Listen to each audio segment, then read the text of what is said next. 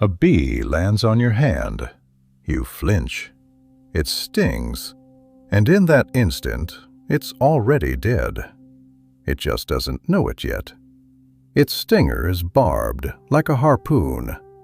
It slides into your skin easily, but it won't come back out. The bee tries to fly away and tears out more than just the stinger. Dragged out with it comes the venom sac, shreds of muscle and nerve, part of its gut. It literally rips itself in half to leave behind one tiny drop of pain. You got off with a swollen hand. It paid with everything it had. And here's what should nag at you.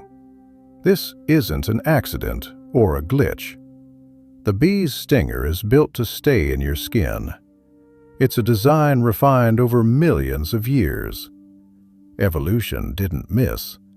It built a creature that dies doing its job. Now think about what we're used to saying about nature. Survival of the fittest. Every animal for itself. Natural selection rewards the one who stays alive and leaves offspring. That's its only currency. So here's the question worth staying for. How could a blind process that pays only for survival ever create the instinct to die for others? To answer that, you need to meet a man who once made a joke that turned into an equation. 1955. The British biologist J.B.S. Haldane, a figure the size of an era. As the story goes, someone in a pub asked him, would he give his life for his brother? Haldane supposedly did the math in his head and answered, for one brother, no. But for 2 brothers, yes. Or for 8 cousins. It sounds like gallows humor, but behind the numbers is cold arithmetic. You share roughly half your genes with a full sibling. With a first cousin, an 8th. 2 brothers are genetically a whole you. 8 cousins are a whole you too. Haldane was joking, but he'd put his finger on something that, 9 years later, would become one of the most powerful ideas in biology. It was called kin selection. Remember that term. We'll come back to it at the end, when it stops being an abstraction. But before you decide nature is full of noble heroes, stop. This is where it gets complicated. And the skeptic, right here, is absolutely right. Because a lot of what looks like self-sacrifice, on a closer look, turns out to be a good deal. Take meerkats. Those little sentries on the savannah that stand up on their hind legs and keep watch while the group feeds. The classic picture of a hero. One risks itself to warn the others about an eagle or a jackal. The sacrificial sentinel. Now here's the inconvenient fact. Tim Clutton-Brock and his team watched meerkats for over 2,000 hours. And in all that time, not one sentinel on watch was caught by a predator. Not one. Because a meerkat takes its post on a full stomach. It eats first, then stands guard. It guards from cover near the burrow. And since it spots the predator first, it's also the first to bolt. The sentinel isn't sacrificing itself. It grabbed the best seat in the house. It sees danger before everyone else, escapes before everyone else, and keeps an eye on its own pups down below at the same time. No heroism, cold calculation. And that's an important kind of honesty. Before shouting altruism, a biologist is obligated to ask, is there actually a cost here? Maybe there's no sacrifice at all, But that's exactly why the next cases hit so hard. Because there, the cost is real. Back to the bee. And let's pin down the thing that changes the whole picture. Only the female stings. A worker bee is a female that doesn't reproduce. Its stinger is a repurposed ovipositor, an organ for laying eggs turned into a weapon. So a creature that will never leave a single child of its own rips itself apart defending someone else's children, the offspring of its mother, the queen. The cost here is absolute, not a risk, but guaranteed death.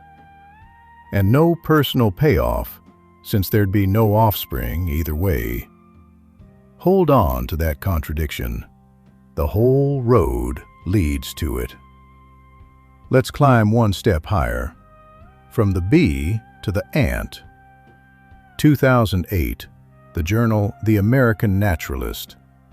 The Polish biologist Adam Tofilski and his colleagues describe a Brazilian ant, Forelius pusillus, and what they saw doesn't even fit the familiar picture of dying in battle. Every evening at sunset, the ants close the entrance to their nest. They camouflage it with sand so no one finds the colony at night. But the hole can't be sealed properly from the inside.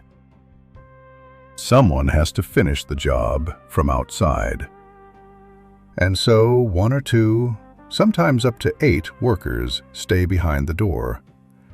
They fill in the entrance from the outside, tamp it down, hide it.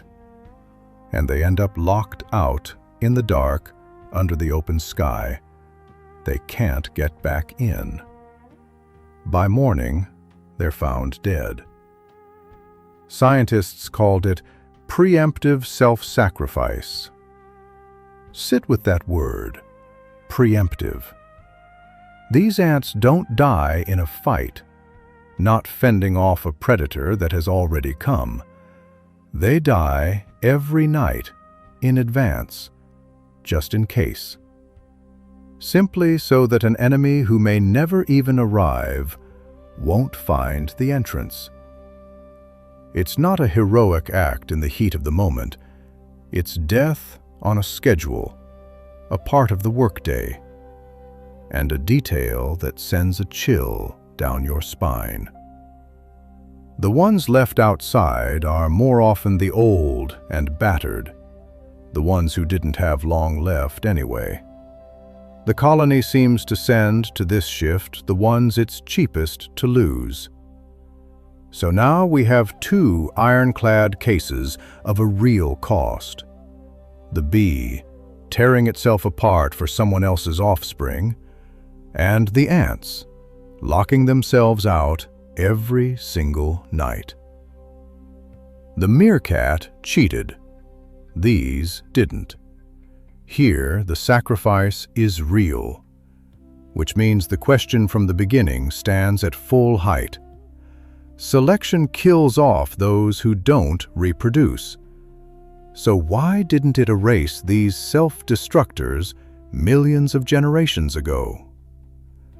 To feel just how unnatural this is, do one simple thing. Put yourself in the place of a single bee. A warm day.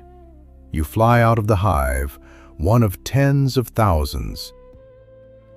You have no children of your own and never will. Your mother laid all the eggs your sisters hatched from, and there are many thousands of them around you. You don't raise yourself, you raise them. And then a shadow approaches the hive, a bear or a hand, a threat to the nest where the next generation of your sisters is ripening. You have a choice that isn't really a choice. The stinger in your abdomen is a one-way ticket. To use it means to gut yourself alive. You fly forward. You sting. The barbs sink in. Your body tears. You fall. And the stinger, already without you, keeps pumping venom into the wound for a few more minutes. You're dead. But your last task carries on without you. You decided nothing. You thought about nothing. There was no fear in you, no pride. It's just that where we would have an instinct for self-preservation, you have a different instinct, and it's stronger. For thousands of years, people looked at this and saw a small, brave soldier. But the truth is colder and, strangely, deeper. This bee doesn't need courage. It only needs math. And now we come back to the man whose joke I asked you to remember. 1964. A young and almost unknown biologist, William Hamilton, publishes a paper that barely gets noticed at first. He takes Haldane's hunch and turns it into a strict rule. It sounds dry, but the idea underneath it flips everything. Hamilton said, genes aren't obligated to save the body they sit in.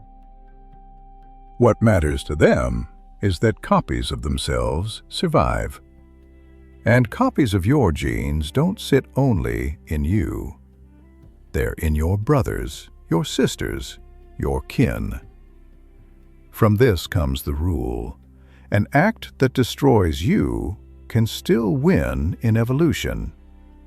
If the benefit to your kin, multiplied by how closely related you are, outweighs your personal cost. Die for one brother, the genes are in the red. Die for two, you break even. Die for three, the genes are in the black. Haldane was joking in a pub. Hamilton proved it. And here the bee stops being a riddle. Bees have a peculiar genetics. Because of it, full sisters in a hive share not half their genes, like us with our siblings, but a full 3/4. A sister is genetically closer to a bee than her own children would be. And that flips the very meaning of the word offspring. The most reliable way for a worker bee to push its genes into the future is not to give birth itself. It's to protect its sisters, even at the cost of its life. That's what kin selection means. All this time, natural selection wasn't counting bodies. It was counting genes. And from a gene's point of view, the death of one bee that saves a hive of its sisters isn't a tragedy or a sacrifice. It's a good deal. And now, the place where an honest account has to stop. This math explains why such behavior didn't die out.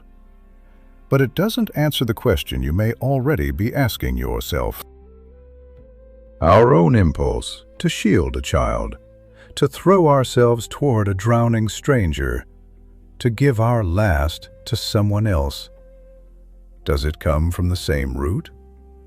Or did something grow in humans that no longer reduces to a percentage of shared genes? The honest answer is, no one knows for certain. And the fact that we don't have an answer doesn't mean the answer is no. The bee on your hand chose nothing. Inside it, an arithmetic millions of years long was simply running. But you, right now, having read this far, started thinking about that arithmetic. And maybe that's exactly where it begins.